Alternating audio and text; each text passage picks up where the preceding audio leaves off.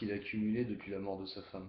Moins fort, les enfants, hurla-t-il à travers la lucarne de la cuisine aux mioches qui criaient dans la cour. Vous emmerdez tout le monde. Les mômes étaient insupportables. Tout un été à passer dans la cour et ce bout de jardin grand comme un torchon de cuisine, c'était pas tenable. Pourquoi leur donnait-on autant de vacances? Pour faire chier les parents? Bien sûr. Vivement qu'ils aient l'âge de bosser l'été, ça les occupera. Mais c'est pas demain la veille. D'ailleurs, s'il n'avait pas les mioches à nourrir, il aurait arrêté son affaire depuis longtemps. Il aurait fait autre chose, un truc peinard, tranquille et surtout sans clients. Les clients, c'est l'enfer. Ça sait pas ce que ça veut, c'est pas aimable, et c'est jamais content. Trop cuit, trop petit, trop sucré, trop chaud, pas assez cuit, trop grand, pas assez chaud, trop gras, pas assez sucré, trop cher. Et puis il y en a qui sont toujours pressés, qui dégagent du stress à en bloquer la levée de la pâte à muffin. Ou alors c'est le contraire, et ça vous raconte sa vie, alors que sur l'enseigne, il n'y a pas écrit psy ou curé. Dehors les mioches criaient de plus belle. Dehors les mioches criaient de plus belle. Jamais son père à lui n'aurait toléré ça. Il se serait pris une branlée depuis longtemps. Il attrapa la pelle à tarte et cogna plusieurs coups sur sur le verre de la lucarne. Dehors, le calme revint. Les gens sont pas serviables. L'autre jour, il n'arrivait pas à plier son store qui menaçait de s'envoler avec le vent.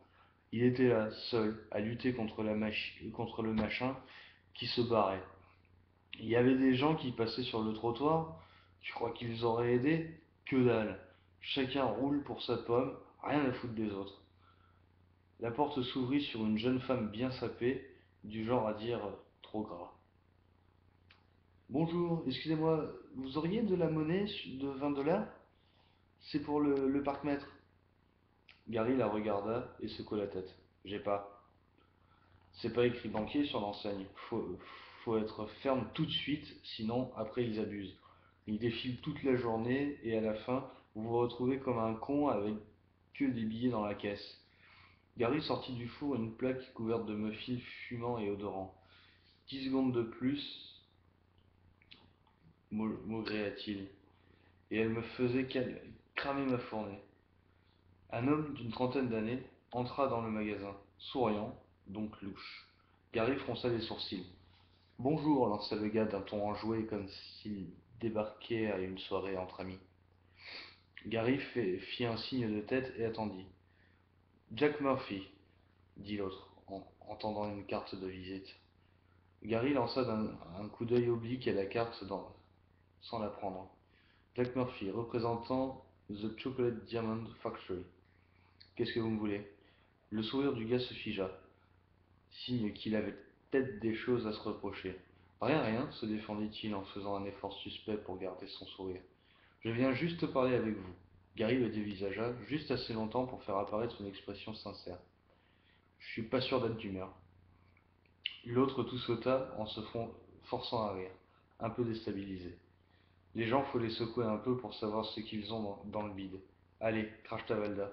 Ma société fabrique une gamme de pépites de chocolat à des tarifs très attractifs pour des professionnels. Et je me demandais si j'ai déjà ce qu'il faut. Mais non, c'est bon, j'ai besoin de rien. Vous ne voulez pas qu'on voit ensemble les économies qu'on pourrait vous faire réaliser? Gary soupira. Non, il ne voulait pas. Alors il regarda le gars en face et ne dit plus un mot. Il le fixa, juste comme ça, sans rien dire. Sa tactique préférée, silence. Quand vous faites une objection, les mecs, ils ont réponse à tout. Prévu d'avance, appris par cœur. Alors le mieux, c'est le silence. Pas d'aspérité pour se raccrocher. Quand il n'y a pas de grumeaux, ça glisse. Le gars tout sauta encore, puis regarda sa montre. Bon ben, je crois que je vais y aller. C'est ça, vas-y. Au revoir, dit le gars en partant. Gary fit un bref signe de tête. Dehors, les mômes se remirent à brailler. À peine fermée, la porte s'ouvrit de nouveau et un client entra. Teta, trop cuit. Un deuxième le suivit dans la foulée, tête connue. C'était le jeune assureur qui venait prendre son petit-déj de temps en temps. Il avait essayé de lui vendre des assurances quelques mois plus tôt, pour rester à l'abri des problèmes, avait-il dit. à l'abri des problèmes, comme si c'était possible. Soit il me prenait pour un niais, soit c'est lui qui avait pas tout compris. Les problèmes, quand quand on a tout le temps, t'appelles plus ça des problèmes, t'appelles ça la vie. C'est quand ça va bien que c'est louche. Et là, t'as une petite lumière rouge qui se met à clignoter dans ta tête et tu te dis, il y a un problème.